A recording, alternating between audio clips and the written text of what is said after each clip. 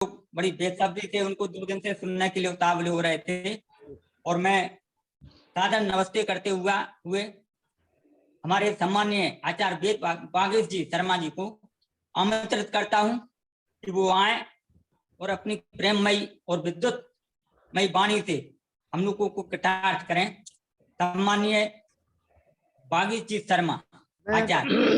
मैं बता दूं आप सभी को कि कल जैसा ही आप सभी को पता था कि डॉक्टर वागीश शर्मा जी को आप सभी लोग सुनने वाले थे, लेकिन गुरुकुल की लाइट की वजह से थोड़ा सा व्यवधान हो गया था और आज भी लोगों को शक था कि कहीं शर्मा जी आएंगे कि नहीं आएंगे। मैंने कहा आज जरूर आएंगे और ईश्वर की कृपा होगी तो हम सभी के बीच में बहुत ही उत्तम व्याख्यान आप सबके बीच में रहेगा। ऐसे श्रद्धे सम्मानित वागीश शर्मा जी आचार्य जी हमारे बीच में आ चुके हैं, मैं उनको नमन करता हूँ और पुनः आपको आवाज देता हूँ कि आप आवे और आज का जो हमारा विषय है यज्ञ भ्रम और उसकी वास्तविकता। सम्मानित वागीश शर्मा जी।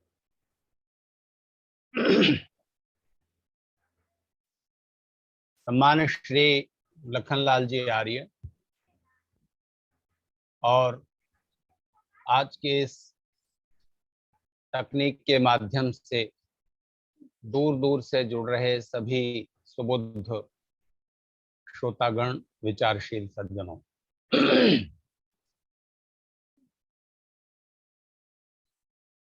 कल के व्यवधान के बारे में आपको अवगत करा ही दिया गया है और आज मैं आपके बीच उपस्थित हूं।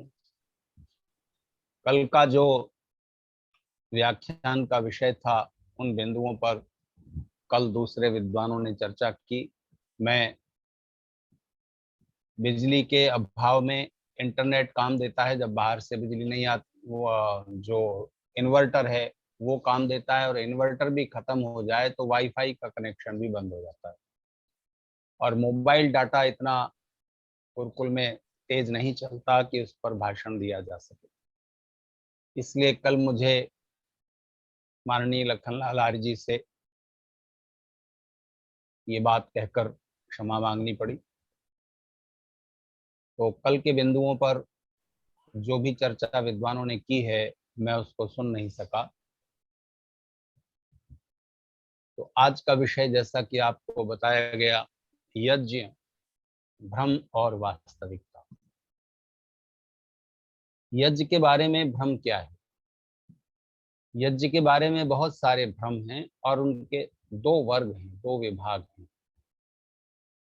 एक भ्रम उन लोगों का है जो यज्ञ न करते, न यज्ञ पर आस्था रखते, लेकिन यज्ञ करने वालों पर आक्षेप करते हैं और उनके मन में यज्ञ के बारे में भ्रम छाए हुए हैं और उनका निवारण करना आवश्यक है।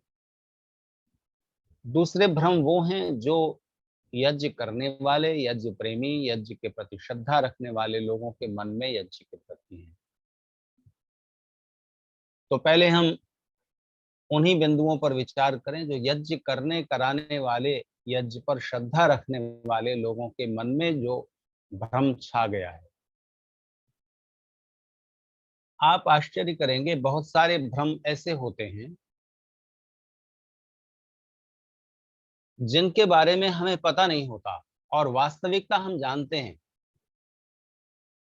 वास्तविकता को जानते हुए भी हम उन भ्रमों के जाल में फंसे रहते हैं।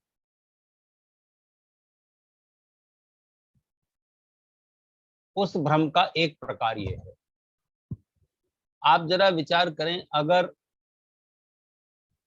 कहीं पर ये वक्तव्य दिया जाए या कहीं पर ये लिखा हुआ वाक्य पढ़ा जाए कि वहां पर यज्ञ हो रहा है, वहां पर यज्ञ हो रहा है, इस वाक्य को सुनते या पढ़ते ही आपके मन में क्या चित्र उभरता है? यही चित्र उभरेगा ना कि एक यज्ञ कुंड है, उसमें अग्नि जल रही है और उसमें घी की और हवन सामग्री की आहुतियां विभिन्न मंत्रों से दी जा रही हैं, तो यज्ञ हो रहा है। तो सार्वत्रिक रूप से हमारे मन का जो निचला तल है, जिसको सबकॉन्शियस माइंड कहा जाता है, हिंदी में उसे अवचेतन कह देते हैं, जबकि शब्द का प्रयोग सही नहीं है, पर अब रूढ़ हो गया है। तो अवचेतन मन में जो धारणाएं छाई रहती हैं वो मन का जो मुख्य हिस्सा है, जो ज्यादा जागरूक हिस्सा है, उस पर ज्यादा प्रभावी हो जाती है, जानते हुए भी कि यज्ञ शब्द का वास्तविक अर्थ क्या है। हम सबके मन में यज्ञ का संकुचित अर्थ ही ज्यादा व्यापक हो गया है कि वहां यज्ञ हो रहा है, यानी अग्नि में आहुतियां दी जा रही हैं, वो अग्निहोत्र है, वो भी यज्ञ है। पर ध्यान रखने की बात है कि वो ही यज्ञ नहीं है। और मैं समझता हूं कि आप सब सुबुद्ध श्रोतागण जो आज के इस कार्यक्रम में जुड़े हुए हैं, उनमें से 99% लोग इस बात से परिचित हैं। और यज्ञ का जो मूल अर्थ है, जो धातुगत अर्थ है और जो विस्तृत अर्थ है, उसको बहुत बहुत बार हम लोग सुन चुके हैं, सुना चुके हैं।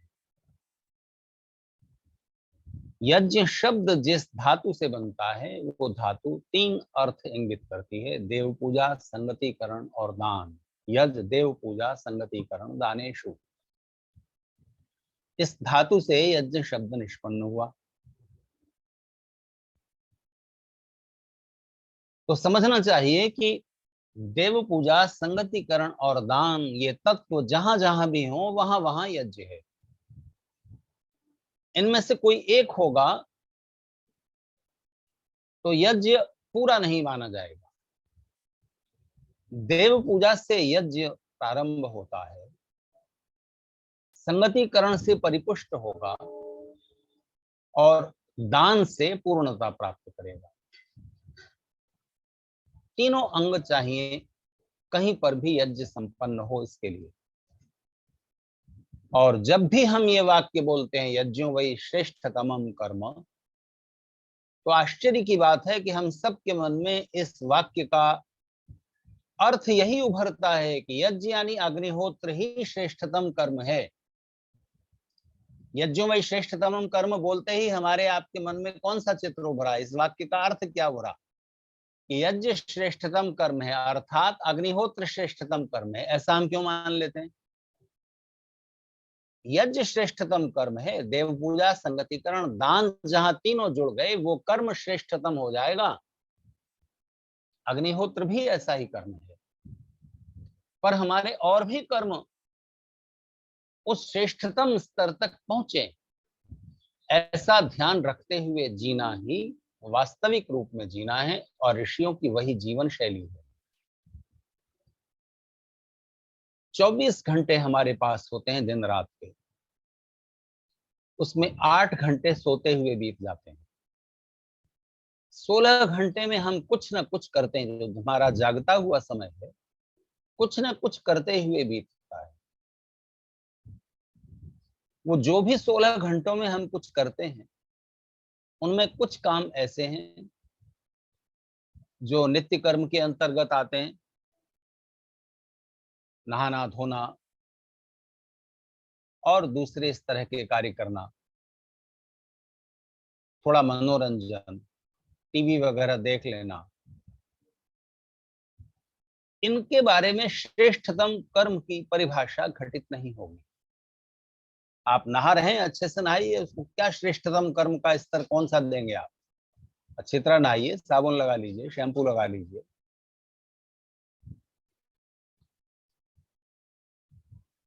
आप कपड़े धो रहे हैं, अच्छी तरह धोइए, ठीक है। खाना बना रहे हैं, अच्छी तरह बनाइए।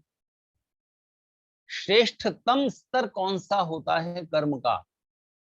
और ध्यान दीजिए, जैसे ही श्रेष्ठतम शब्द बोलते हैं वहां 2 सुपरलेटिव डिग्री लग जाती हैं, स्थन प्रत्यय और तम प्रत्यय। आप किसी को कहें सबसे बड़ा तो महत्तम हो गया, सबसे छोटा लघुतम हो गया,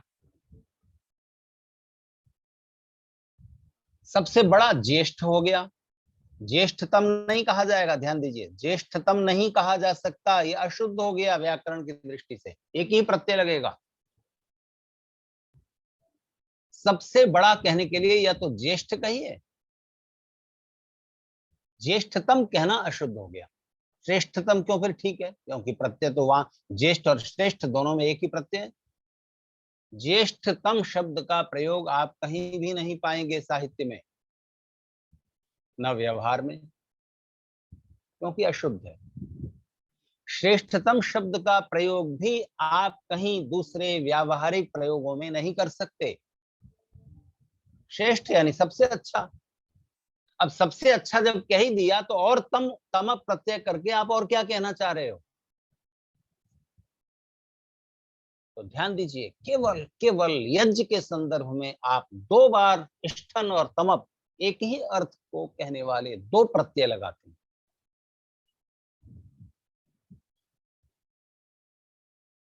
और ये प्रयोग यज्ञ के संदर्भ में ही किया जा सकता है। तो आप जो काम अपने लिए कर रहे हैं, ध्यान दीजिएगा, जिस काम को आप सिर्फ अपने लिए कर रहे हैं वो काम यज्ञ नहीं होता, चाहे कितने भी अच्छे ढंग से कर लीजिए। आप खाना बना रहे हैं अपने लिए, तो आप उसे अधिक से अधिक अच्छे ढंग से बनाएंगे, बनाइए, श्रेष्ठ स्तर हो गया। आप उसको जितना अच्छे से अच्छा बना सकेंगे वो श्रेष्ठ स्तर होगा, श्रेष्ठतम नहीं।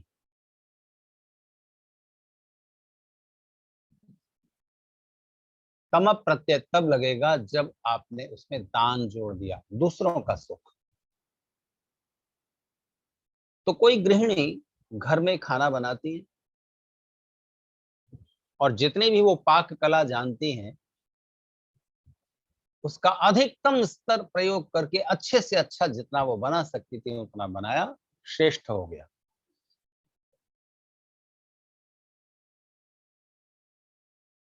और ध्यान दीजिए, दूसरों से अच्छा बनाना वो तुलना यहां नहीं है, केवल इतनी सी मांग की जाती है हमसे कि हम जितना अधिकतम अपनी बुद्धि और शक्ति की आखिरी सीमा तक जितना अधिक से अधिक अच्छा किसी काम को कर सकते थे उतना कर दें। वो कला कहलाता है। तो आप पाक कला में निष्णात हैं, जितना भी आप जानते हैं, क्या ये कहा जा सकता है कि आप सबसे श्रेष्ठ हैं, आप दुनिया में सबसे अच्छा खाना बनाते हैं? ऐसा नहीं हो सकता। किसी भी संगीतकार के लिए नहीं कहा जा सकता कि वो सबसे श्रेष्ठ संगीतकार है। श्रेष्ठों में से एक होगा, वन ऑफ द बेस्ट।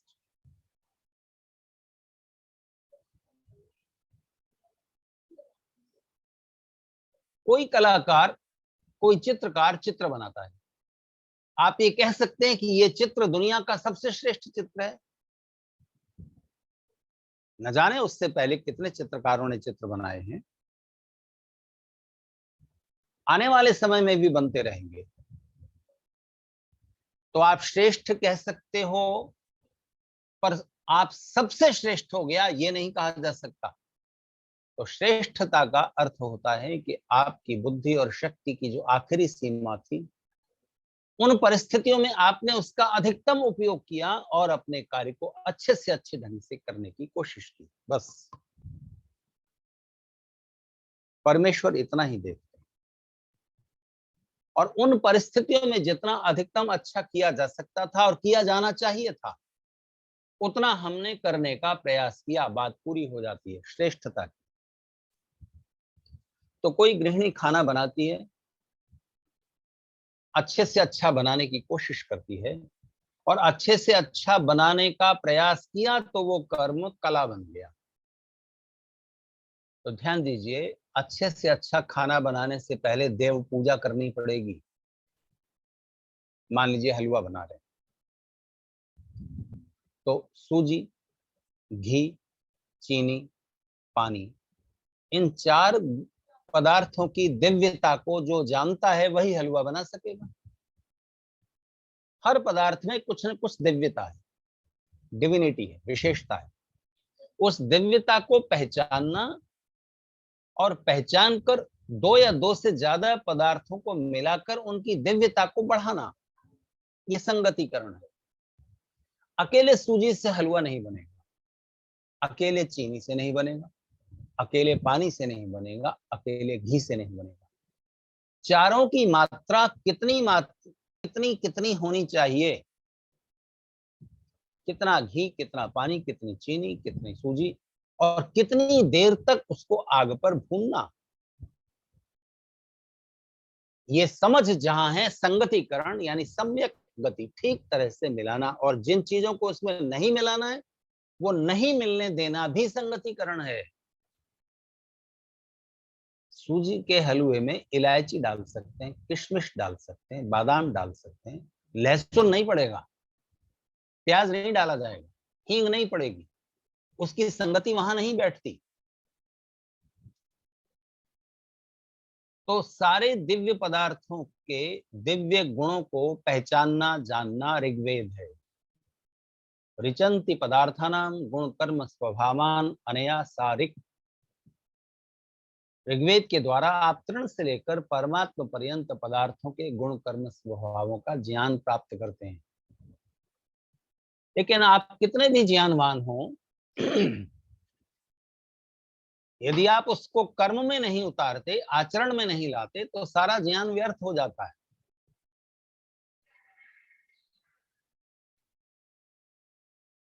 जब तक टेक्नोलॉजी में न बदले वो लोकोपयोगी नहीं होती। जैसे पृथ्वी में गुरुत्वाकर्षण है, ये ज्ञान, साइंस कह लीजिए इसको, प्रसिद्ध है कि न्यूटन ने सेब के वृक्ष से गिरते हुए सेब के फल को देखकर विचार करना शुरू किया और वो इस निष्कर्ष पर पहुंचा कि पृथ्वी में ग्रेविटेशन है, आकर्षण है। तो न्यूटन ने गुरुत्वाकर्षण के नियम की खोज की, ये साइंस हुई। प्रसंगवश मैं यहां आपको बता दूं कि न्यूटन ने ही खोज की, ये धारणा गलत है। न्यूटन से कई हजार साल पहले महर्षि पतंजलि व्याकरण महाभाष्य में लिखते हैं कि आप मिट्टी के किसी ढेले को या पृथ्वी पर प्राप्त की जाने वाली किसी भी चीज को आकाश की ओर उछालिए, वो वापस पृथ्वी की ओर आती है। क्यों? क्योंकि वो पार्थिव है, इसलिए वो पृथ्वी की ओर ही वापस जाएगी, आएगी।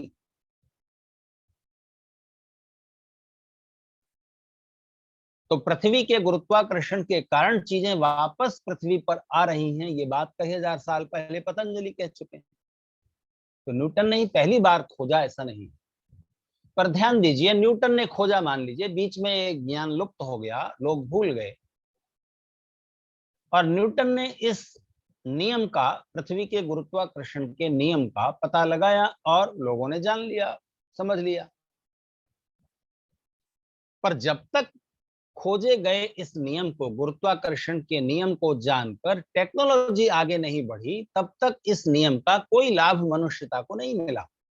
हम चल रहे हैं, गुरुत्वाकर्षण का नियम काम कर रहा है, हम कुछ उछाल रहे हैं, वापस पृथ्वी पर आ रहा है, गुरुत्वाकर्षण का नियम काम कर रहा है।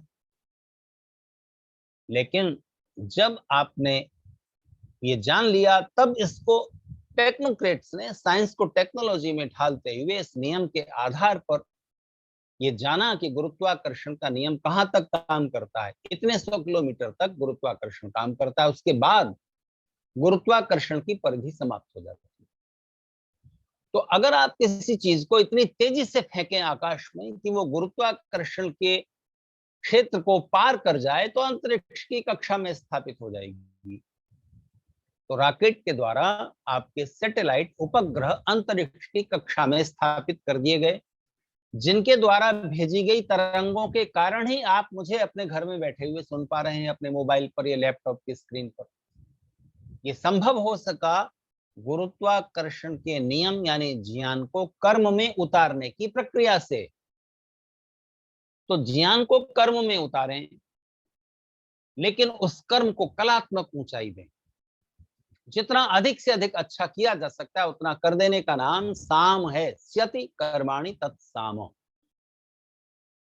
इसलिए साम को कलाओं का वेद कहा जाता है। सामवेद को, सामवेद का संदेश है, अपने जिस भी काम को आप कर रहे हो, वो काम यदि दूसरों पर प्रभाव डालेगा, उससे दूसरे भी संबद्ध हैं, तो उस काम को अधिक से अधिक अच्छे ढंग से करना, कलात्मक ढंग से करना। तो आपने एक चित्र बनाया, अधिक से अधिक अच्छे ढंग से बना दिया। कितना भी अच्छे ढंग से आप बना दो, आपको कला में 100 मार्क्स कभी नहीं मिलेंगे। बताइए, चित्रकला में 100 मार्क्स दिए जा सकते हैं? संगीत कला में 100 मार्क्स दिए जा सकते हैं? नहीं। कला के क्षेत्र में कभी भी कोई भी परीक्षक 100 मार्क्स नहीं देगा, क्योंकि हमेशा इस बात की संभावना बनी रहेगी कि इस चित्र से भी और ज्यादा अच्छा इसी चित्र को बनाया जा सकता है, कोई और बना सकता है कभी। अभी के लिए ठीक, बहुत अच्छा है, 99% मार्क दे दिए। आने वाले समय में कोई और चित्रकार इसी चित्र को, इसी पृष्ठभूमि को और अधिक अच्छे से उकेर सकेगा। इसलिए कला के क्षेत्र में 100 मार्क्स कभी नहीं दिए जाते। बस इतनी अपेक्षा की जाती है कि आप अपनी बुद्धि और शक्ति की सीमा में अधिकतम सीमा तक प्रयास करें, और आज की परिस्थिति में आपने एक श्रेष्ठ स्तर को छू लिया। हलवा बनाया आपने, बहुत अच्छा बनाया, बहुत स्वादिष्ट बनाया। लेकिन जरा सोचिए, कोई गृहिणी हलवा बनाती है, देव पूजा करती है, सूजी, घी, चीनी, पानी, कढ़ाई, कलछुल, आग वगैरह सबका ठीक संगतिकरण करते हुए हलवा उसने बनाया, बड़ा स्वादिष्ट, बहुत अच्छा, श्रेष्ठ स्तर तक पहुंच करके उसने उसको कलात्मक ऊंचाई देते हुए बहुत अच्छे स्तर पर पहुंच करके हलवा तैयार कर दिया, और रसोई में चुपचाप बैठकर उस अकेले अकेले हलवा खा लिया। क्या ये यज्ञ कहा जाएगा? बनाया तो बहुत अच्छा है। कला की जो भी उसकी ऊंचाई हो सकती थी उस समय की परिस्थिति में, जितना घी था, पानी था, सूजी थी, चीनी थी, और सब कुछ परिस्थितियां थी, और जितना वो जानती थी उसका अधिकतम प्रयोग करके उसने बहुत अच्छा, बहुत अच्छा, बहुत स्वादिष्ट हलवा बना दिया। उसको आप श्रेष्ठ स्तर कह सकते हैं। पर अकेले खा लिया तो श्रेष्ठतम नहीं हुआ, उसमें एक तम प्रत्यय, एक श्रेष्ठता का स्तर और तब जुड़ेगा जब वो अकेले ना खाकर उस हलवे में दूसरों को भी शामिल कर ले। और ध्यान दीजिए, हलवा बनाने वाले की असली खुशी अकेले बैठकर हलवा खाने में नहीं है। उससे स्वाद मिल जाएगा, सुख मिल जाएगा, आनंद नहीं मिलेगा। आनंद तो तभी पूर्ण होगा, उसकी पूर्णता तभी होगी जब दान जुड़ जाए, यानी दूसरे जब तक हलवा खाकर ये कह न लें, वाह क्या हलवा बनाया है, किसने बनाया, तब तक हलवा बनाने वाले के मन की भी प्रसन्नता पूरी नहीं होगी।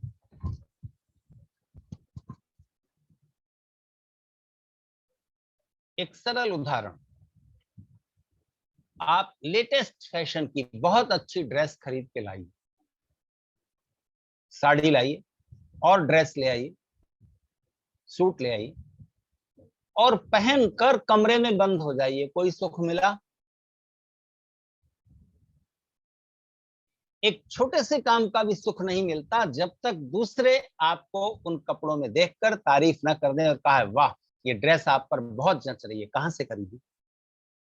जब तक ये शब्द सुनने को ना मिल जाए, एक अच्छी ड्रेस पहनने का भी सुख पूरा नहीं होता।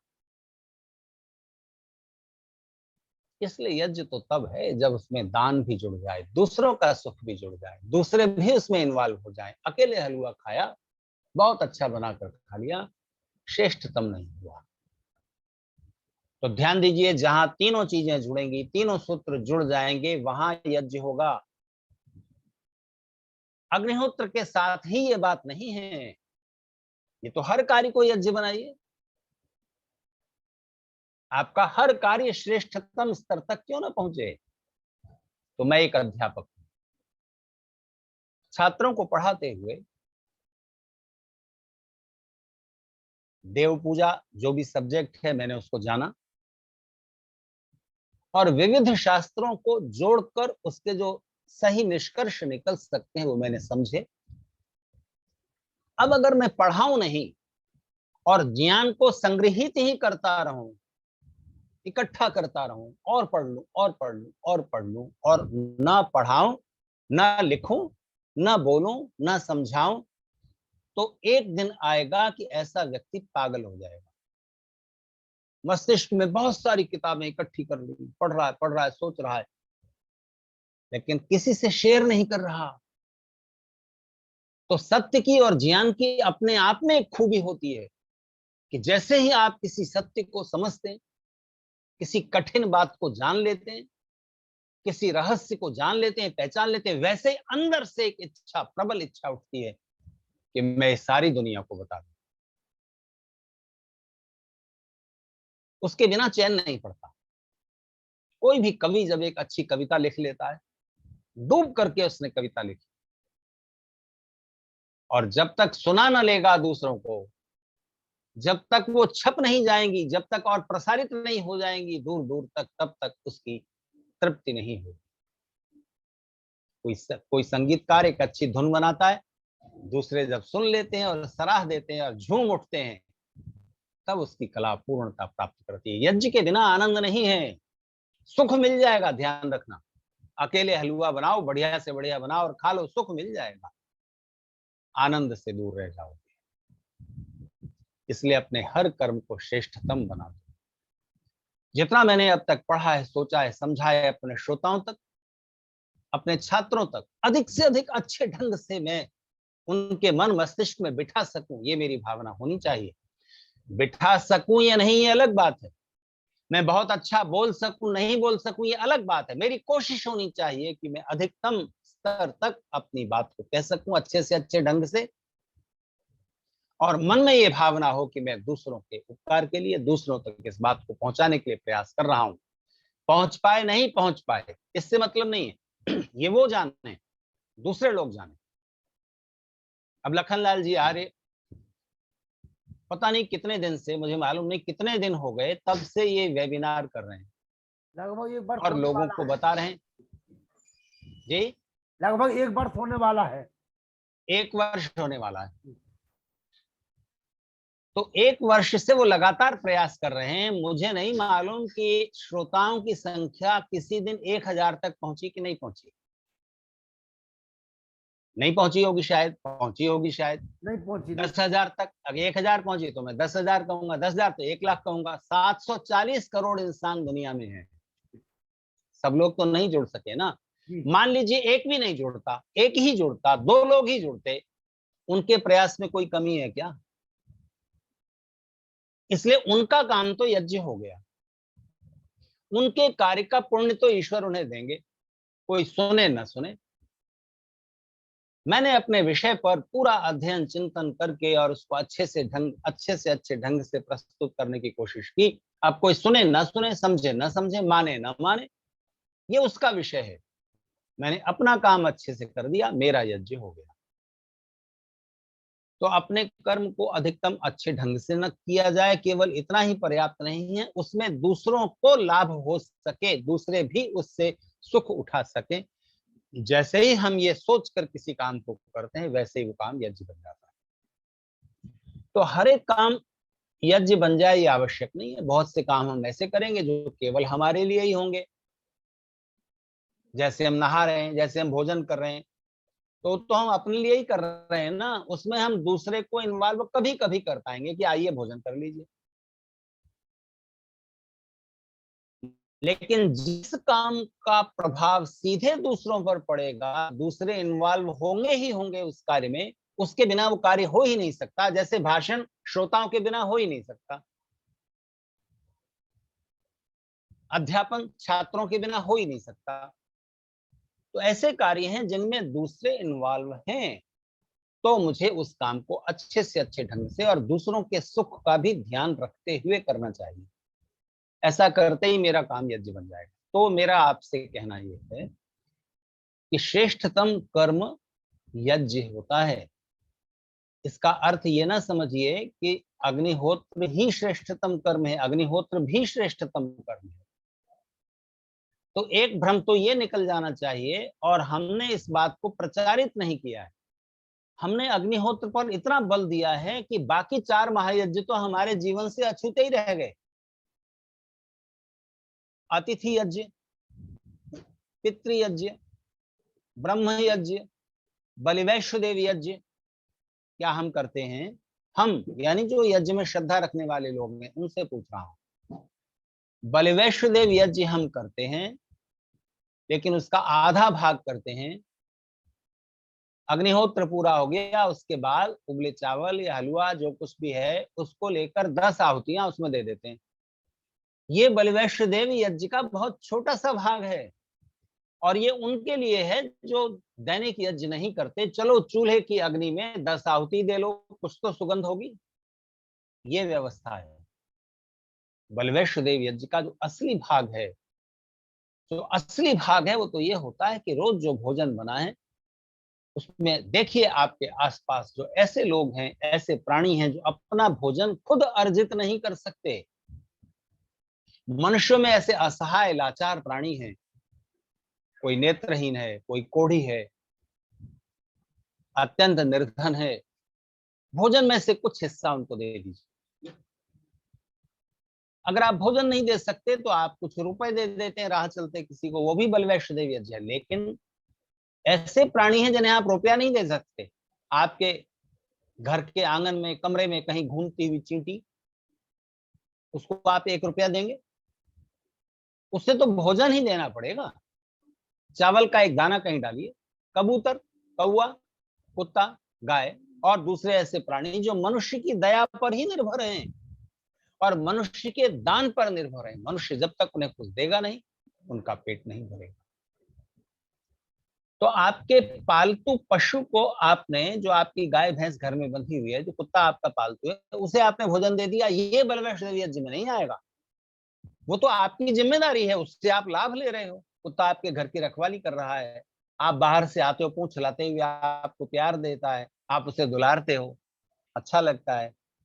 नहीं, जिनसे कोई रिश्ता नहीं है, जिनसे कोई परिचय नहीं, ऐसे प्राणियों पर दया करना, उस करुणा के विस्तार के लिए प्रतिदिन का यज्ञ है बलिवैश्य देव यज्ञ। आपको मालूम होगा कि जब विवाह संस्कार होता है हमारी वैदिक परंपरा में, हिंदू परंपरा कह लीजिए, जो भ्रष्ट होकर के हिंदू बन गई है, जब विवाह संस्कार होता है तो कन्यादान से ठीक पहले गौदान है। किसी भी पंडित से पूछ लीजिए, जो पुरोहित हैं, जो विवाह संस्कार आदि कराते हैं, उनसे पूछिए। कन्यादान से ठीक पहले गौदान, गौदान पहले, कन्यादान बाद। क्यों जी, शादी हो रही है, यहाँ गाय बीच में क्यों आ गई? गाय देनी है तो कभी भी दे दो ना। विवाह संस्कार में कन्यादान से ठीक पहले गौदान, बड़ी भारी बात है, बहुत गहरा संदेश। गाय मनुष्य के अलावा बाकी सारे प्राणियों को प्रतिनिधित्व देते हुए, रिप्रेजेंट करते हुए वहां उपस्थित होती है और ये कहती है मनुष्य से कि मनुष्य अगर निष्करुण हो गया, बेरहम हो गया, निर्दय हो गया, तो सारे प्राणियों को मार डालेगा और उसके बाद आपस में एक दूसरे को मारेगा। देख नहीं रहे हैं आप यूक्रेन और रशिया की लड़ाई में कहां तक ये बढ़ेगी, कहा नहीं जा सकता। अपने स्वार्थों की अति हो जाना, यज्ञ को बिल्कुल मानव समाज से तिरस्कृत कर देना। बस मैं, मेरा देश, मनुष्यता गई भाड़ में, दूसरे प्राणियों की चिंता कौन कर रहा है आर्य समाजी के अलावा? और अगर आर्य समाज के लोग भी यज्ञ को संकुचित कर देंगे केवल अग्नि में आहुति देने मात्र से, हमने बलिवैश्य देव यज्ञ को भी बस यज्ञ कुंड में आहुति देकर समाप्त कर दिया, खत्म हो गया, ऐसा तो नहीं होना चाहिए। तो बलिवैश्य देव यज्ञ का बचा हुआ हिस्सा तो हमें सारी दुनिया को समझाना है। करुणा विदा हो रही है, मांसाहार बढ़ रहा है। 99% लोग, 99 और कितने आप जीरो लगा दीजिए, उतने लोग पृथ्वी पर मांसाहारी हैं। शाकाहारी कितने? 0.00000000001%। भारत में ही रेशियो 97% है मांसाहारी लोगों का। जो विशुद्ध शाकाहारी हैं, जो मांस कभी नहीं खाते, ऐसे कितने परसेंट है? भारत की बात कर रहा हूं, दूसरे देश तो टोटली 100% मांसाहारी है भारत के अलावा। भारत में कितने प्रतिशत लोग शाकाहारी हैं, शुद्ध शाकाहारी, जो कभी मांस नहीं खाते? तो इतनी निर्दयता, इतनी बेरहमी, और हम बलिवैश्य देव यज्ञ अग्निहोत्र में डाल के पूरा कर दे रहे हैं। सारी दुनिया के मनुष्यों के मन में जब तक करुणा नहीं जाग जाती उन असहाय बेजुबान प्राणियों के प्रति, तब तक ध्यान रखना एक आर्य का बलिवैश्य देव यज्ञ पूरा नहीं होगा। तो 4 महायज्ञ कहां गए? एक अग्निहोत्र को पकड़कर हम बैठ गए। अपने हर कर्म को श्रेष्ठतम स्तर तक पहुंचाना है। देखिए कितना आनंद बढ़ता है जीवन में। दूसरी बात, अग्निहोत्र भी केवल पर्यावरण की शुद्धि के लिए नहीं है। ध्यान दीजिए, दूसरा भ्रम सब आर्य समाज से जुड़े हुए लोगों के मन में, जो यज्ञ करते हैं, अग्निहोत्र करते हैं, कभी कभी सही, पूछो क्या लाभ है इसका? पर्यावरण की शुद्धि होती है, रोगाणु नष्ट होते हैं। अरे मेरे भाई, पर्यावरण शुद्ध करना है, रोगाणु नष्ट करने हैं, तो उसमें ये मंत्र किस लिए बोल रहे हो? गायत्री मंत्र से आहुति क्यों दे रहे हो? अयन तिधमात्मा का क्या अर्थ है? क्यों? अरे आग जलाओ, ठीक से जल जाएगी, पंखे से हवा करो, थोड़ा घी डालो, खूब जल जाएगी। खूब जल जाए, सामग्री डाल दो और घी डाल दो, 5 मिनट में तो पर्यावरण शुद्ध हो जाएगा। उसमें आधा घंटे बैठ के आप इतना लंबा यज्ञ कर रहे हो, और 10 लोग बैठ करके एक आदमी के करने का काम 5-7 मिनट में पूरा हो जाएगा। अगर पर्यावरण की शुद्धि ही अग्निहोत्र का मुख्य उद्देश्य है, तो ध्यान रखिए, फिर हम सब लोग मूर्खता कर रहे हैं। सब मिलकर बैठते हैं, मंत्र बोलते हैं और आधा पौन घंटा उसमें खर्च करते हैं। 5-7 मिनट में हो जाएगा और एक आदमी कर देगा सबके हिस्से का। 100 लोगों के हिस्से का यज्ञ एक आदमी कर देगा अग्निहोत्र। अगर पर्यावरण की शुद्धि ही इसका उद्देश्य होता, ये बात ठीक है, ये कर्तव्य है कि जितनी गंदगी, जितनी अशुद्धि, अस्वच्छता हम अपने शरीर के सेक्रेशन से फैलाते हैं, उतना हमें उसका प्रतिकार करना चाहिए। पर्यावरण को हमने जितना दूषित किया, उतना उसका प्रतिकार करें, ये हमारा कर्तव्य है। अग्निहोत्र का ये एक भाग है, ठीक है। पर आज के समय में आप जितना प्रदूषण अपने लिए फैला रहे हैं, क्या उसका प्रतिकार आप उतने अग्निहोत्र से कर सकते हो जितना आप कर रहे हो? जैसे ही आप अपने स्कूटर या मोटरसाइकिल से, कार से 1 किलोमीटर की यात्रा करते हो, आपने कितना धुआं फैलाया। जैसे ही प्लास्टिक की एक थैली आप फेंक देते हो, आपने प्रकृति में कितना प्रदूषण किया। जैसे ही आप 24 घंटे बिजली का उपभोग करते हो, रात में बल्ब जलाते हो, दिन में पंखा चलाते हो, कूलर चलाते हो, एसी चलाते हो, उस बिजली के बनाने में जो पर्यावरण बिगड़ रहा है, डीजल, पेट्रोल और कोयला जला करके बिजली का अधिक बड़ा हिस्सा प्राप्त किया जा रहा है, तो उतना पर्यावरण का परिशोधन तो आप कुछ भी करके नहीं कर सकते। और ये सारी चीजें ध्यान देना, हमारा आना जाना कार से, मोटरसाइकिल से, ट्रेन से, बस से, और बिजली का उपभोग, जितनी मात्रा में एक व्यक्ति के द्वारा पर्यावरण में प्रदूषण छोड़ा जा रहा है, पर्यावरण बिगड़ रहा है, उसका प्रतिकार आप कितने किलो घी जलाकर करोगे? नहीं हो सकता, संभव ही नहीं है। इसका मतलब ये नहीं कि आप जो कुछ कर सकते हैं वो ना करें, मैं नहीं कह रहा हूं। मैं सिर्फ ये कह रहा हूं कि अग्निहोत्र का मुख्य उद्देश्य पर्यावरण की शुद्धि ही होता, तो उसमें मंत्र बोलना व्यर्थ है। मंत्र बोल रहे हैं इसलिए पता चलता है, इसलिए प्रमाणित होता है कि इस देव यज्ञ का भी मनोवैज्ञानिक, समाज वैज्ञानिक और आध्यात्मिक लाभ बहुत बड़ा है, बहुत बड़ा है, और उसको हमने भुला दिया। मैं मानता हूं कि अग्निहोत्र का जो पर्यावरण शुद्धि वाला उद्देश्य है, वो भी आज के समय में बहुत बड़ा है, बहुत बड़ा है।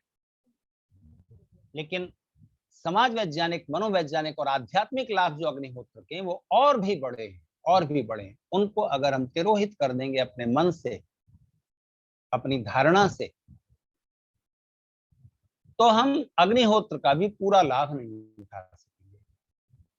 इसलिए अग्निहोत्र के लिए तो हाथ से आहुति दी जा रही है। हाथ से सामग्री उठाई, हाथ से घी उठाया, अग्नि में डाल दिया, पर्यावरण में पहुंच गया, शुद्धि हो गई, रोगाणु नष्ट हो गए, सुगंध फैल गई। आपका मन जब उस मंत्र के अर्थ से जुड़ेगा, तब उसका आध्यात्मिक लाभ होगा। क्या कह रहे हैं हम अयन तीर्थमात्मा इस मंत्र में? ईश्वर से क्या प्रार्थना कर रहे हैं? इतनी दिव्य प्रार्थना है कि आप हैरान रह जाएं। पूरा एक व्याख्यान दिया जा सकता है इसी एक मंत्र पर। आपका मन भीग जाएगा, ईश्वर से कनेक्ट हो जाएगा, अगर आप अयन तीर्थमात्मा इस मंत्र का अर्थ समझते हुए, अर्थ मन में रखते हुए इससे आहुति दें। तो साधारण बात नहीं। एक एक मंत्र का अर्थ इतनी गहराई लिए हुए। क्यों हम अग्नि के चारों ओर जल छिड़क रहे हैं? जल छिड़कते हुए भी एक संदेश मन में लिया जाता है और उसका बड़ा दिव्य लाभ है। इसलिए उन मनोवैज्ञानिक, समाज वैज्ञानिक और आध्यात्मिक लाभों पर केंद्रित करना चाहिए हमें अग्निहोत्र को। तो ये दो बड़े भ्रम हैं जो हमने यज्ञ के संदर्भ में अपने मन में सबकॉन्शियस में बिठा लिए। जानते हम हैं, सुनते रहते हैं आर्य समाज में विद्वानों के द्वारा, हम सुनते रहते हैं कि वास्तव में यज्ञ क्या है, लेकिन हमारा जो मन का गहरा हिस्सा है वो इतने को ही यज्ञ मानकर बैठ गया है। इससे थोड़ा ऊपर उठने की आवश्यकता है और यज्ञ का वास्तविक रूप हमें स्वयं के जीवन में अपनाना होगा। मैंने तो ये देखा है कि यदि आप यजमानों को कुछ मंत्रों का अर्थ समझाकर यज्ञ कराते हैं, यदि आप पुरोहित हैं, आर्य विद्वान हैं और आपको यज्ञ कराने का अवसर मिलता है, उन लोगों के लिए कह रहा हूं कि कभी आप विश्वानिदेव से लेकर अग्निनय सुपथा राय के जो 8 मंत्र हैं, इनका संक्षिप्त अर्थ यजमानों से बोलवाएं, अयंत धर्मात्मा का अर्थ यजमान से कहलवाएं, चारों तरफ जब जल छिड़क दिया उसका अभिप्राय समझाते हुए उन वाक्यावलियों को यजमानों से कहलवाएं। यदस्य कर्मणोत्तरी ऋचम से जब सृष्टिकृत आहुति हो गई तब इसमें क्या कहा है ईश्वर से, सर्वान्न कामान समर्पय। कितनी बड़ी बात है। यजमान का हृदय आध्यात्मिकता से जुड़ जाएगा, प्रार्थना में भीग जाएगा, गदगद हो जाएगा वो यज्ञ के प्रक्रिया से।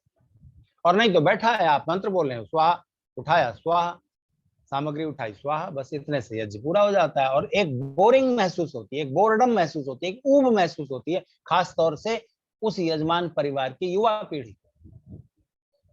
समझकर और समझाकर कीजिए, देखिए यज्ञ का कितना चमत्कार होता है। उस अग्निहोत्र का जब यज्ञ बनाकर हम उसे करते हैं, लोग जुड़ेंगे। आपके पास ये एक बड़ा उपकरण है लोगों को आध्यात्मिकता से, ईश्वर प्रार्थना से जोड़ने का। ध्यान करना, संध्या करना सबके वश में नहीं होगा शुरू में, उसके लिए ज्यादा गहराई चाहिए। अग्निहोत्र एक ऐसी चीज है, उसके माध्यम से प्रार्थना, जो लोग कभी प्रार्थना में आसानी से मन नहीं लगा पाते वो भी लगा पाएंगे। एक सरल प्रक्रिया ऋषि ने हमें सौंपी है, हम इसका अच्छा लाभ नहीं उठा पा रहे। दूसरा जो भ्रम है वो उन लोगों के मन में है जो यज्ञ न करते, न कराते, न यज्ञ में आस्था रखते, न कभी एक बूंद घी की आहुति देते, लेकिन यज्ञ करते हुए लोगों को देखकर उन्हें कष्ट होता है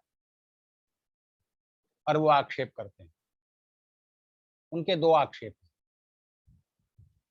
एक आक्षेप है कि यज्ञ करने से लकड़ियां जलाते हो तो लकड़ियां जलाते ही कार्बन डाइऑक्साइड निकलती है। कार्बन और कार्बन डाइऑक्साइड दोनों निकलते हैं और दोनों पर्यावरण को बिगाड़ते हैं,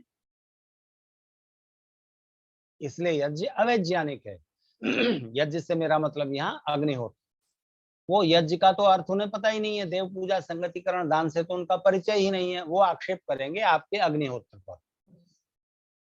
आप जो आग जलाकर आहुति दे रहे हो, उसमें घी डाल रहे हो, हवन सामग्री डाल रहे हो, उसको देखकर एक आक्षेप तो उनका ये है कि इसमें कार्बन डाइऑक्साइड और कार्बन पैदा होता है और ये नुकसानदेह है, और आप पर्यावरण को शुद्ध करने का दावा करते हो और ऊपर से पर्यावरण बिगाड़ रहे हो।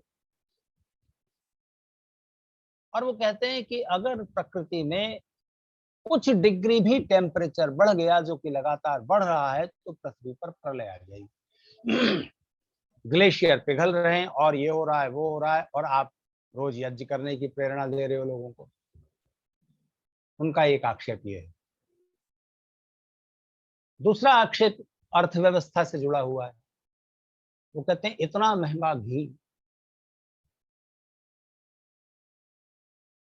तो आप लोग अपने को दुनिया का सबसे बुद्धिमान व्यक्ति समझते हो, आपके पास इतनी तार्किक चेतना है, आप सबका मुंह बंद कर देते हो अपने तर्कों के द्वारा। धर्म और अध्यात्म के क्षेत्र में एक आर्य समाज का चपरासी भी, छोटे से छोटा कार्यकर्ता भी, किसी भी बड़े से बड़े धर्मगुरु का मुंह बंद कर देगा, 5 मिनट लगेंगे। इतनी तर्क शक्ति आपके पास है और आपको इतनी बात नहीं समझ आती, इतना महंगा घी है और उसे आप आग में जला रहे हो। अरे इससे तो आप इसका बलिवैष्णो देवी यज्ञ कर दो, अग्नि में डालने की बजाय इसका बलिवैष्णो देवी यज्ञ कर दो, किसी गरीब को दे दो।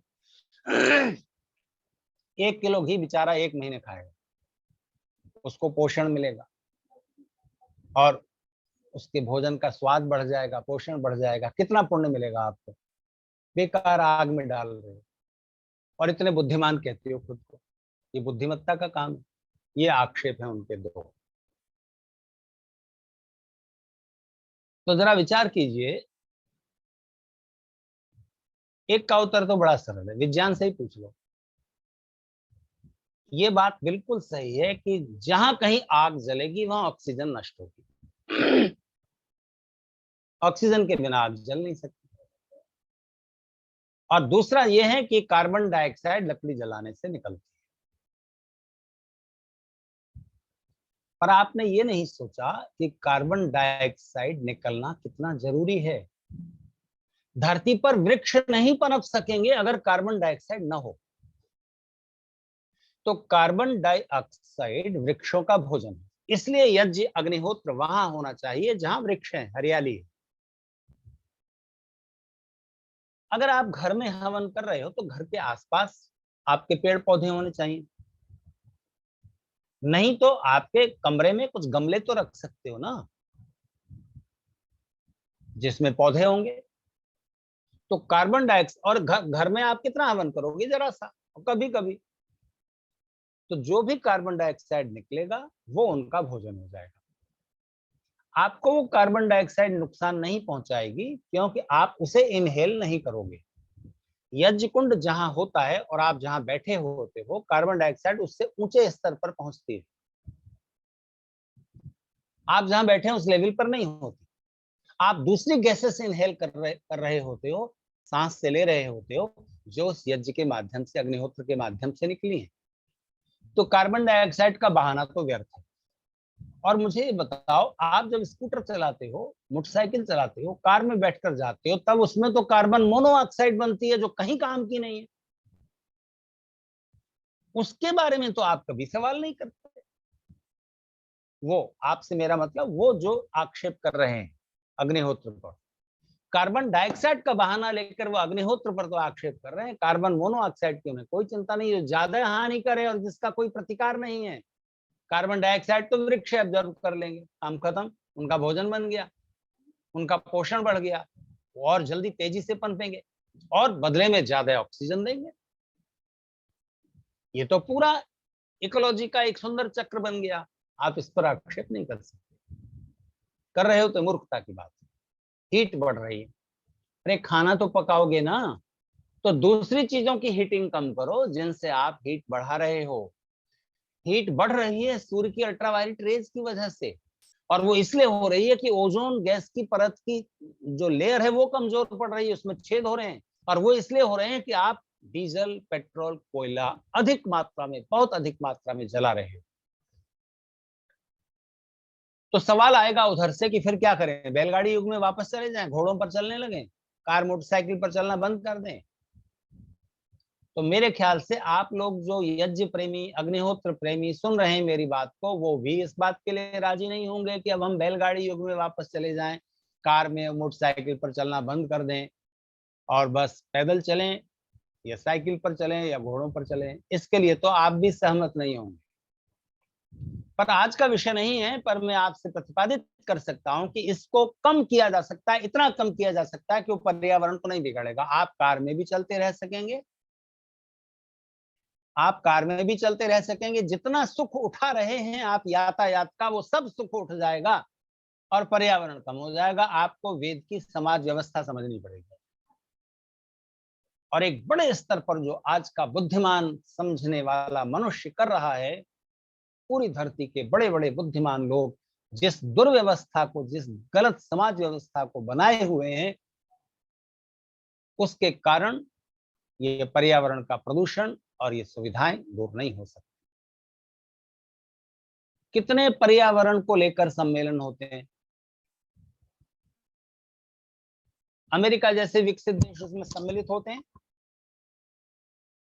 और तरह तरह के प्रस्ताव पारित होते हैं और विकसित देश अपने को उससे अलग कर लेते हैं, कहते हैं नहीं हम इन प्रतिबंधों का पालन नहीं करेंगे, क्योंकि हमारे नागरिक जिन सुविधाओं के आदी हो चुके हैं वो उसको नहीं छोड़ सकते। एक अमेरिकन अकेला बहुत बड़ी और ज्यादा पेट्रोल फूकने वाली कार में बैठकर अकेला जाता है अपने ऑफिस और वापस आता है।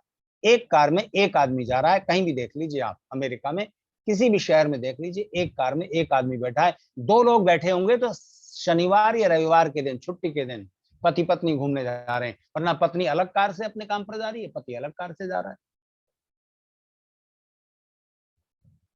हम लोग इतना पेट्रोल डीजल नहीं फूंक रहे, उनका एक आदमी जितना फूंक रहा है, हमारे तो 28 लोग उतने पेट्रोल डीजल में काम चला रहे हैं। हमारा प्रदूषण में हिस्सा कम है, उनका ज्यादा है, लेकिन वो अपने को उन सारे प्रतिबंधों से ऊपर रखना चाहते हैं। तो वैदिक समाज व्यवस्था, शासन व्यवस्था, अर्थव्यवस्था को समन्वित रूप में जब आप समझेंगे, अपनाएंगे, तो आपकी सुविधाएं भी बनी रहेंगी और प्रदूषण भी खत्म हो सकता है। हीटिंग का बहाना छोड़ दीजिए, अग्निहोत्र के साथ वो नहीं जोड़ता, कितना सही यज्ञ हम कर रहे हैं, और उस अग्निहोत्र से भी आपको परेशानी हो रही है। घी महंगा हो रहा है, अरे घी महंगा किसने कर दिया है? आपको वैज्ञानिक तथ्य ध्यान में रखना चाहिए। घी ही एक ऐसी चीज है जो यज्ञ का मुख्य द्रव्य इसलिए माना जाता है क्योंकि यज्ञ में वही उसी चीज की आहुति दी जा सकती है जो सुगंधित हो, पोषक हो, रोगाणुनाशक हो और ज्वलनशील हो। ये चारों गुण एक साथ केवल घी में है। पेट्रोल ज्वलनशील है पर दुर्गंधित है, रोगाणुओं को नष्ट नहीं करता, पर्यावरण को प्रदूषित करता है। आप जो हवन सामग्री में जड़ी बूटियां डाल रहे हो, वो जड़ी बूटियां ज्वलनशील नहीं है, ऐसी की ऐसी आप कूट पीस के उसमें छान देते हो। उसकी आहुति तो हम लोग इसलिए दे रहे हैं क्योंकि घी कम है, वरना हवन सामग्री की आहुति देने का विधान नहीं है कहीं। ये जड़ी बूटियां घी में उबालिए 20 मिनट तक और फिर छान कर अलग कर लीजिए, उस घी की आहुति देनी है। ये जड़ी बूटियां तो समिधाओं की तरह काम में ले आइए, बाद में डाल दीजिए, आहुति तो घी की ही होगी। लेकिन अब नहीं है, कम है, तो आप हवन सामग्री की आहुति दे लो, चलो ठीक है। तो घी गया कहाँ, घी महंगा क्यों हो गया? अर्थशास्त्र का नियम यह है कि वो चीज महंगी हो जाती है जिसकी खपत ज्यादा है, जिसकी मांग ज्यादा है, डिमांड ज्यादा है, उत्पादन कम है, इसीलिए तो महंगा होता है। तो मैं आपको एक चौंकाने वाला तथ्य बताता हूं और बड़ी आसानी से उसको उपेक्षित कर दिया जाता है। घी महंगा क्यों है? क्योंकि गाय भैंस आदि पशु कम हो गए। क्यों कम हो गए? एक तो कारण मांसाहार है, दूसरा कारण ये है कि वो महंगा हो गया है उनको पालना, उनको पालन करना महंगा होता जा रहा है, चारा नहीं मिलता, घास चारा सब महंगा है। क्यों महंगा है? आप याद कीजिए, आप में से जिनकी उम्र 50 से ऊपर है, 40 से ऊपर भी है, उनको अच्छी तरह याद होगा कि आपके बचपन में, आपके किशोर अवस्था में हर गांव में बहुत लंबी भूमि, बहुत लंबी चौड़ी भूमि गोचर भूमि के रूप में मुक्त रहती थी, जिस पर खेती नहीं की जाती थी। कोई किसान उस जमीन को तोड़कर उसमें खेत नहीं बनाता था, उसमें बस घास फूल पत्तियां, जो पत्तियां गाय भैंस पशु खा सकते हैं वो उगती थी और गाय भैंसों को उनमें छोड़ दिया जाता था, चलो शाम को वापस आ जाए। जिसकी गाय भैंस है वो उसके घर पहुंच जाएगी, ये उनमें क्षमता है, वो अपने आप अपने स्वामी के घर पहुंच जाती है, कोई समस्या ही नहीं थी। अभी योगी आदित्यनाथ को गोहत्या पर प्रतिबंध लगाने के बाद बूढ़ी गौएं, सांड और दूसरे आवारा पशु सड़कों पर न घूमें, खेतों को न चरें, खेत फसल बर्बाद न करें, इसके लिए प्रयास करने पड़ रहे हैं। शहर शहर गांव गांव गौशाला खोलनी पड़ रही है और वो पैसा तो बहुत आ रहा है पर करप्शन की भेंट चढ़ जाता है, पशु वैसे ही घूमते रहते हैं प्लास्टिक खाते हुए। सोचिए ना, गाय या भैंस क्यों नहीं पालना आसान हो रहा, क्यों चारा महंगा है? कारण एक है कि हमने बहुत सारी ऐसी चीजें जिनको इस्तेमाल करना मनुष्य शरीर के लिए घातक है, नुकसानदायक है, अगर नुकसानदेह न भी हो तो भी लाभदायक तो बिल्कुल नहीं है। वो चीजें हैं चाय, कॉफी, तंबाकू, शराब। इन चारों चीजों के उत्पादन में कितनी भूमि और कितने जल के स्रोत नष्ट हो रहे हैं, ये आपने कभी सोचा? उन लोगों से कह रहा हूं जो अग्निहोत्र पर आक्षेप करते हैं कि घी इतना महंगा हो रहा है, जलाए जा रहे हो आग। कभी तंबाकू पर आक्षेप नहीं करते। केवल तंबाकू के उत्पादन में 44,77,000 हेक्टेयर जमीन घिरी हुई है। वो जमीन जो बहुत उपजाऊ है और जिस पर सिंचाई के साधन मौजूद हैं, उस जमीन को हमने तंबाकू पैदा करने में घेरा हुआ है। अगर उतनी जमीन पर, एक अनुमान कहता है, अगर उतनी जमीन पर आप कुछ न करें, खेती छोड़िए, खेती में मेहनत लगती है, आप कुछ न कीजिए, केवल फलों के पौधे लगा दीजिए, एक महाद्वीप की फल की, फ्रूट्स की जरूरत पूरी हो जाएगी। सब लोग अंगूर, आम, केला, महंगे फल खाएंगे। मत करो फलों की खेती भी, उसमें भी मेहनत लगती है। अपने आप प्राकृतिक रूप से उसमें जो घास उग आएगी, उससे इतने पशुओं का पालन होगा कि एक महाद्वीप के लोगों की घी दूध की जरूरतें पूरी हो। कर क्या रहे हो? घी महंगा हो रहा है। तंबाकू पर कभी आक्षेप नहीं करते, सवाल नहीं उठाते। और तंबाकू से ज्यादा तो चाय का उत्पादन है। चाय की खपत तंबाकू से ज्यादा है। तंबाकू खाने वाले लोगों से चाय पीने वालों की संख्या ज्यादा है, चाय कॉफी पीने वालों की। कितनी जमीन घिरी हुई है चाय कॉफी के उत्पादन में। ये चीजें शरीर के लिए स्वास्थ्य देने वाली हैं? लाभदायक तो बिल्कुल नहीं है, हानिकारक है, ये पता है। तो केवल एडिक्शन है, लत है, एक व्यसन है, जिसकी वजह से तंबाकू, चाय, कॉफी का उत्पादन हो रहा है। आपको पता है जितना केसर पैदा होता है दुनिया में, उस केसर का 40% हिस्सा हम तंबाकू को सुगंधित करने में खर्च कर देते हैं। खा करके थूक दिया, जबकि केसर घी में पड़ना चाहिए। घी में उसको उबाल कर उसकी आहुति दीजिए, देखिए केसर में सबसे बड़ा गुण है इम्यूनिटी बढ़ाता है, रोगों से लड़ने की शक्ति। तंबाकू में पड़कर वो गुण नष्ट हो गया और घी में पड़कर वो अमृत हो गया। तो आप कर क्या रहे हो? ठीक तरीके से पदार्थों का इस्तेमाल कीजिए। परमेश्वर ने संसार की सारी चीजें सब मनुष्यों के सुख और आनंद के लिए बनाई। अगर आप ठीक से इस्तेमाल करोगे, अपने लिए करोगे, सुख उठाओगे, यज्ञ के साथ करोगे, आनंद तक पहुंचोगे। तो समय पूरा हुआ, अपनी बात को यहीं समेटूंगा। यज्ञ के बारे में इतने सारे जो भ्रम फैले हुए हैं, कुछ यज्ञ करने वालों के मन में और कुछ यज्ञ का नुकसान बताने वाले लोग जो बहाना लेकर के करते रहते हैं, उन भ्रमों का निवारण होना चाहिए। तो ये बातें दूर तक पहुंचे। आर्य समाज के लोग अग्निहोत्र करें। अग्निहोत्र में यज्ञ का प्रवेश बनाकर आध्यात्मिक लाभ का उद्देश्य मुख्य रखते हुए जिस दिन आप यज्ञ करने लग जाएंगे, आप सारी धरती तक यज्ञ की सुगंध पहुंचा सकेंगे। अपने सब कामों को यज्ञ की भावना से जोड़ दें। यज्ञ कर्म समुद्भव, यज्ञ तो कर्म से जोड़ करके ही उसकी समुद्भव होता है। तो श्री कृष्ण का ये संदेश यज्ञ के संदर्भ में स्मरण रखने योग्य है। तो आपने मेरी बातों को इतनी देर तक धैर्य से सुना, इसके लिए मैं आपका धन्यवाद करता हूँ। और श्री लखनलाल जी आर्य का, कई बार मेरी तारीखें मुझे अनेक कारणों से बदलनी पड़ी, वो भी उन्होंने बड़े धैर्य से स्वीकार कर ली। चलिए ये नहीं तो अगली बार कर लेंगे, क्योंकि उनके पास विद्वानों की, वक्ताओं की एक अच्छी टीम है। तो कभी भी वो कहीं भी प्रयोग कर लेते हैं, उनका कार्यक्रम नहीं रुकता। तो ये कार्यक्रम इसी तरह से अनवरत चलता रहे, ऐसी मैं शुभकामना करता हूँ और आप सबको फिर से धन्यवाद देता हूँ। और आज हम सभी लोग इस पटल पर श्रद्धेय डॉक्टर बागी शर्मा जी को पाकर के धन्य हुए और सभी लोगों की इच्छा थी कि डॉक्टर साहब आए, और देखिए आज वो पूरा भी हो गया है। और यज्ञ का जो भ्रम और वास्तविकता है, इस विषय पर बहुत ही मार्मिक उद्बोधन हम सभी को सुनने को मिला है।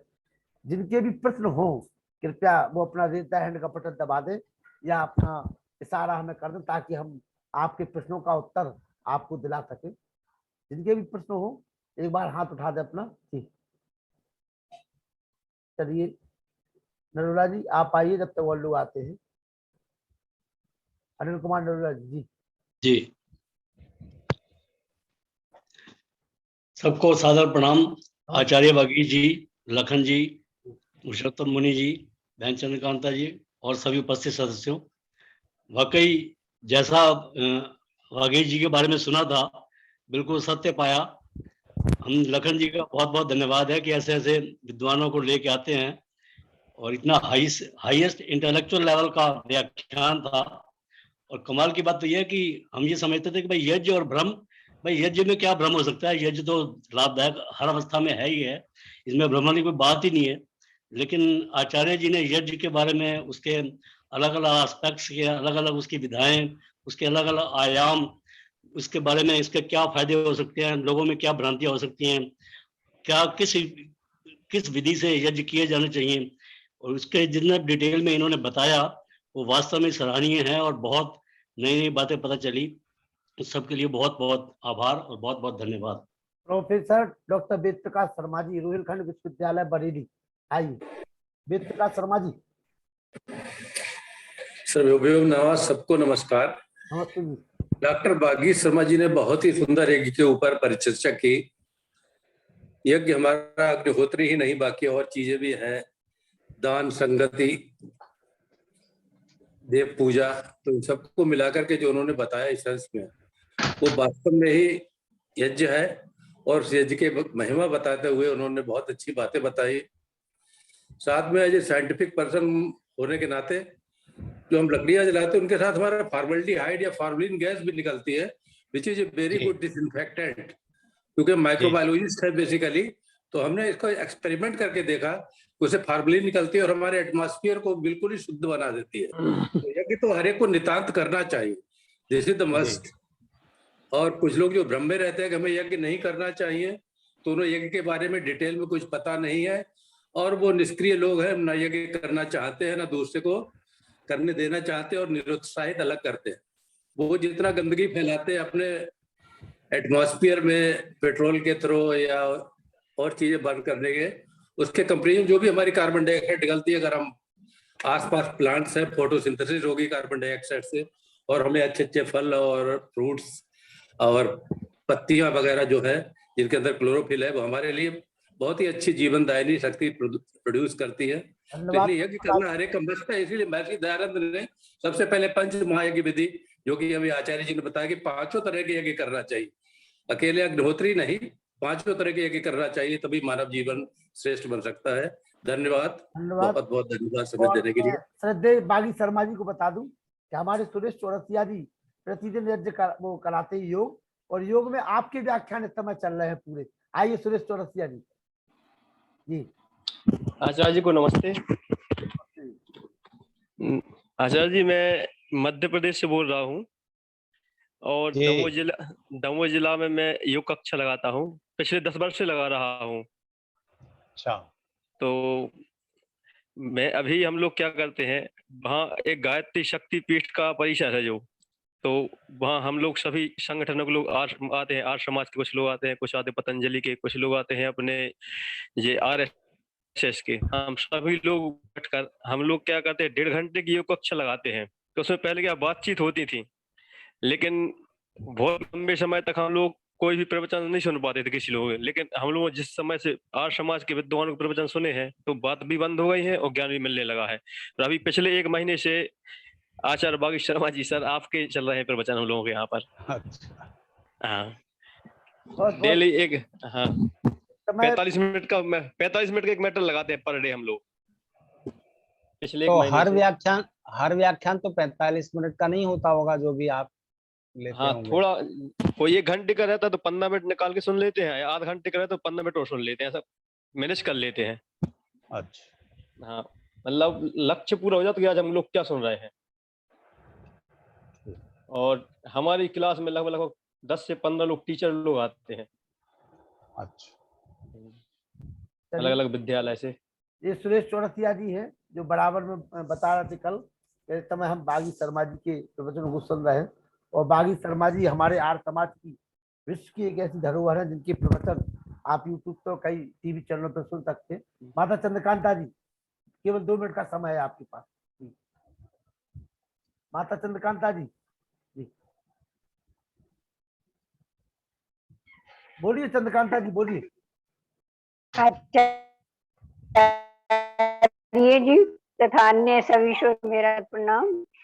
आचार्य जी सरल बातों से तर्कपूर्ण दूर करने का प्रयास किया। देव पूजा, संगतिकरण और दान, इन तीनों का प्रयोजन जो एक ही यज्ञ है, उसके बिना यज्ञ की पूर्ति नहीं हो सकती। बड़ा अच्छा, सुंदर और प्रशंसनीय, सराहनीय, विलक्षण ढंग से आपने बताया। और सबसे बड़ी बात ये बताई कि केसर और घी की आहुति दी जाए तो वो ज्यादा पुष्टिदायक होता है, और तंबाकू में केसर मैंने तो हाल सुना है कि मिलाते हैं, और केसर को तो बिल्कुल ही व्यर्थ करने वाली बात हो गई।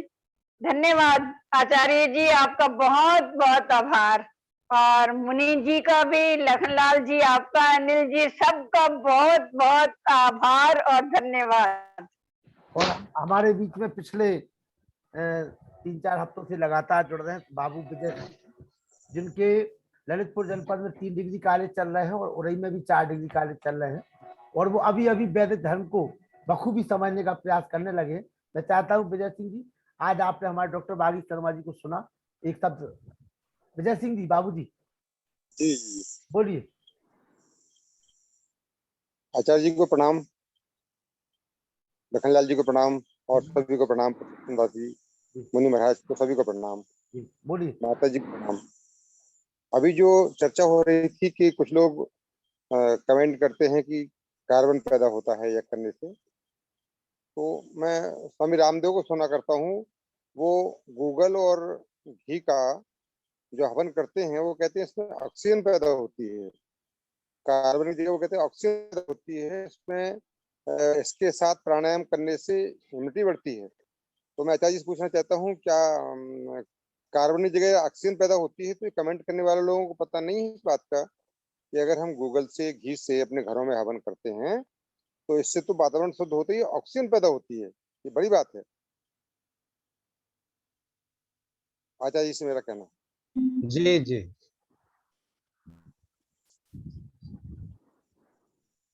इस बारे में श्री वेद प्रकाश शर्मा जी ज्यादा अच्छे से बता सकेंगे, जो अभी बोल रहे थे, वो माइक्रोबायोलॉजी और उस सब के विशेषज्ञ हैं, वो इस बारे में ज्यादा रोशनी डाल सकते। वेद प्रकाश शर्मा जी बोलिए। ये कहना कि उसमें ऑक्सीजन प्रोड्यूस होती है, ये बात तो बिल्कुल ही निरर्थक है। उसमें ऑक्सीजन बिल्कुल नहीं पैदा होती। जब भी कोई चीज इग्नाइट की जाती है उसमें कार्बन डाइऑक्साइड, और लकड़ी है तो फार्मलिन पैदा होती है, क्योंकि लकड़ी से हम डिस्टिलेशन करके अल्कोहल बना लेते हैं। लेकिन ये कहना कि ऑक्सीजन प्रोड्यूस होती है बिल्कुल ही गलत है। वो बस ऑक्सीजन वो तभी पैदा होगी जब वो वृक्षों का भोजन बने, बस बस बस तभी कार्बन डाइऑक्साइड जाकर के वृक्षों में जब जाएगी तो फोटोसिंथेसिस होगी, तब ऑक्सीजन निकलेगी। फोटोसिंथेसिस की प्रक्रिया में कार्बन डाइऑक्साइड लेते हैं और ऑक्सीजन पौधे बाहर निकालते हैं, तब ऑक्सीजन पैदा होती है। उनका मंतव्य होगा शायद। जी जी, जैसे घी से और गूगल से करते हैं हवन, तब की पूछ रहा हूँ मैं। हाँ, उसका यही प्रयोजन है, यही तरीका है कि वो उससे ज्यादा वो वृक्ष, उसको फोटोसिंथेसिस की प्रक्रिया शायद ज्यादा तेज हो सकती हो, ये संभव है। वो प्रोसेस है।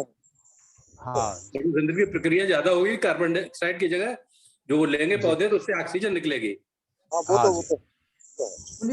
वैसे तो कोई उससे ऑक्सीजन नहीं निकलती, गूगल जलाने से भी, या लकड़ी जलाने से भी, या घी जलाने से भी। आपका पर गूगल जलाने के और बहुत से फायदे हैं। अगर आप गूगल को घी में उबाल कर यज्ञ करते हैं तो बहुत सारे गुणकारी चीज हैं गूगल में, कभी आपके जोड़ों में दर्द नहीं होगा, ये उसका एक लाभ है, यदि आप उसको जलाकर उस वातावरण में सांस लेंगे कुछ देर। मुनि पुरुषोत्तम वानप्रस्थी जी, आर्य समाज के प्रधान मेहरौनी के मुनि पुरुषोत्तम वानप्रस्थी जी, जी आइए, स्वागत। ओम। ओम। आज का हमारा विषय यज्ञ, ब्रह्म और वास्तविकता। जैसा कि 2 दिन से हमारे स्रोत वृंद के सामने आचार्य बागी शर्मा जी का प्रचार प्रसार हम लोग कर रहे हैं, और उसकी सार्थकता हम लोगों को देखने के लिए मिली भी हुई है। तो वास्तव में यज्ञ के बारे में जो भ्रम सभी लोगों के बीच में जो फैला हुआ है, उसको हमारे बागी शर्मा जी जैसे विद्वान अगर हमारे बीच में बात रखते हैं तो इसके बाद भी कोई नहीं समझता है तो उसके लिए तो कोई कुछ कर नहीं पाएगा।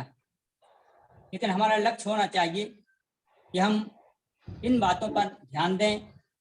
और जैसा कि हमारे तमाम धर्म ग्रंथ, अध्यात्म ग्रंथों के माध्यम से आपने सिद्ध किया हुआ है, तो मैं आज के इस वक्तव्य में सम्माननीय बागीश शर्मा जी को सादर नमस्ते करते हुए और हमारे जितने भी श्रोतबंद मातृशक्ति इसमें आज सहभागिता निभा रही थी, उन लोगों को आशीर्वाद मिल रहा था, तो मैं सबका साधुवाद हृदय से करता हूँ और अभिनंदन करते हुए डॉक्टर बागीश जी का, सुरेश गौतम जी अमेरिका, शर्मा जी का, नरूला जी, हमारी माता जी चंद्रकांता जी, सुरेश गौतम जी अमेरिका, सुरेश गौतम जी। नमस्कार जी, सबको नमस्कार जो भी सुन रहे हैं। और आचार्य जी ने जो बताया उसमें बहुत सी बातें अच्छी हैं। और आप ये समझिए कि हम कितने लोग हैं जो हवन करते हैं, एक्चुअली प्रैक्टिकल लाइफ में कितने लोग हैं जो हवन करते हैं रोजाना, और कितना जो है स्मॉग निकलता होगा उसमें मुझे नहीं मालूम। लेकिन जितना पोल्यूशन जो है, और ये गाड़ियां और ऑटोमोटिव और ये प्लेन्स और जो ईंधन यूज करने वाली चीज कर रही हैं, उसके मुकाबले में हवन तो कुछ भी नहीं है। और मैंने तो अभी एक कहीं उसमें लंदन की कोई एक रिपोर्ट थी, उसमें बताया था कि जो हवन जो जलाते हैं, उसमें जो हवन में जो आहुतियां डालते हैं जो घी की, उससे जो वातावरण है उसके अंदर जो है बल्कि प्योरिटी आती है, जो है वातावरण जो है वो दूषित नहीं होता बल्कि अच्छा होता है। तो मेरे ख्याल में हवन जो है कोई इतना कोई हानिकारक नहीं है हमारे सोसाइटी में। और ये जो है, ये जो लाछन किसी ने भी लगाया, जो भी लगाते हैं, वो सिर्फ एक प्रोपेगेंडा ही है, मैं तो ये समझता हूँ। सुरेश गौतम जी, जैसे ही आज हमने डॉक्टर बागीश शर्मा जी का नाम अनाउंसमेंट किया, हमारे एक पुराने मित्र हैं भीष्मपाल सिंह एटा, और डॉक्टर शर्मा जी समझ गए होंगे बागीश शर्मा जी, भीष्मपाल सिंह यादव, भीष्मपाल सिंह जी, डॉक्टर साहब समझ गए ना? हाँ जी, हाँ जी, हाँ जी। भीष्मपाल सिंह यादव जी है एटा वाले, तो जी जी, तुरंत ही उनका मेरे पास कमेंट आ गया। तो मैंने कहा आप अपना काम करिए और हम लोग अपना काम करेंगे, और आप जो करते चले आ रहे हैं उस गंदगी को हम लोग यज्ञ के माध्यम से शुद्ध करते रहेंगे। जी, तो तमाम लोग हैं, ऐसे चलता रहता है। और इन सारी चीजों को महर्षि दयानंद और उनके मानस पुत्र डॉक्टर बागीश शर्मा जी जैसे विश्व में वैदिक धर्म की दुमदुमी बजा रहे हो, बजती रहेगी। और मैं निवेदन करूंगा, यदि आराधना जी लगवाएं जयकारा तो अच्छी बात है।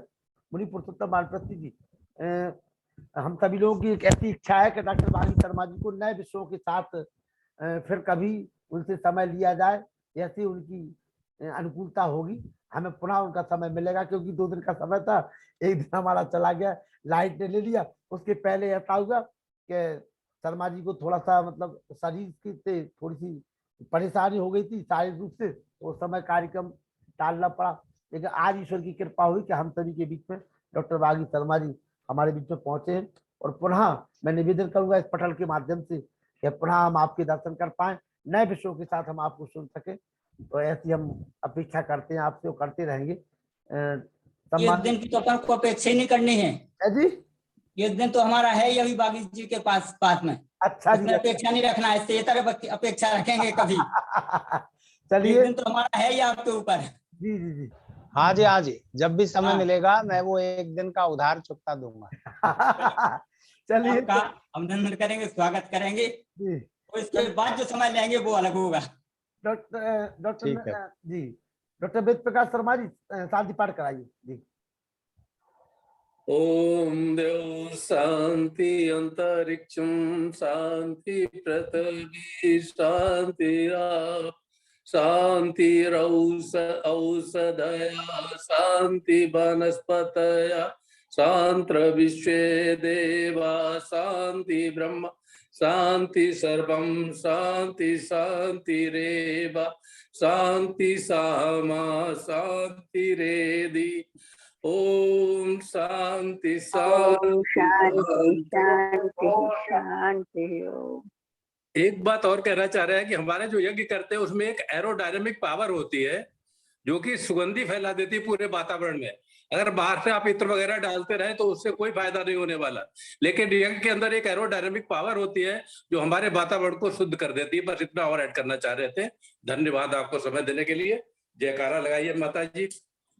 चंद्रकांता जी जो बोले सो है, वैदिक धर्म की जय। बोलो महर्षि स्वामी दयानंद की जय। दंडी गुरु बिरजानंद जी की जय हो। मर्यादा पुरुषोत्तम श्री रामचंद्र की जय। योगेश्वर श्री कृष्ण चंद्र की जय। पंडित लेख राम की जय। भारत माता की जय। ओम का झंडा ऊंचा रहे, वेद की ज्योति चलती रहे, आर्य समाज अमर रहे, सत्यार्थ प्रकाश पढ़ते रहे। वैदिक ध्वनि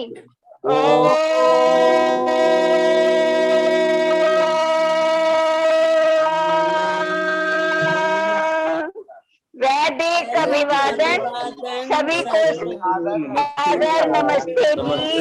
नमस्ते जी। नमस्ते सभी को। नमस्ते जी। सादर नमस्ते नमस्ते जी। नमस्ते जी। हाँ और कल पुनः चलो, बहुत अच्छा लगा जी। सबका बहुत बहुत धन्यवाद। दर्शन हो गए। नमस्ते। और कल ज्ञान पुनः मिल मिलेंगे गया। इसी समय पे। और ज्यादा सबसे बड़ा धन्यवाद तो प्रिय वीर लखन लाल जी का और अपने श्रद्धेय मुनि पुरुषोत्तम जी का, जो इतने आनंद से कार्यक्रम करते हैं और सबसे ज्यादा इतने अच्छे विद्वानों को बुलाकर हमें लाभान्वित कर रहे हैं। आप सबसे बड़ा यज्ञ कर रहे हैं। हाँ, चलिए बहुत बड़ा यज्ञ कर रहे हैं जी आप। चलिए कल मुलाकात करते हैं। बड़ा आशीर्वाद आपका ही मिल रहा है हम लोगों को। हाँ जी। आशीर्वाद में भी आपका सबल पड़ रहा है। बोलिए बोलिए। लाखन भैया, ये आप माने ना माने, हम तो हृदय से मानते हैं आप लोगों का उपकार। माता जी थोड़ा सा दूसरे लोगों को भी अवसर दिया करें। कुछ लोग बोलते हैं उनको भी सुना करें। हाँ जी बोले, सब बोले। राजेश्वर जी बोलिए। लाखन मैं तो भैया, शांत हूँ। आप बोलिए। आज का रिकॉर्डिंग हुए तो उसका लिंक लगाए ना। आप मिल जाएगा मिल जाएगा मिल जाएगा। हाँ, आप व्हाट्सएप में डाल देते। मैं डाल दूंगा ठीक है। और धन्यवाद धन्यवाद। चलिए हाँ, सबके पास पहुंच जाएगा। जी जी जी। कल मुलाकात करते हैं इसी समय पे। जी, धन्यवाद। शिवरात्रि।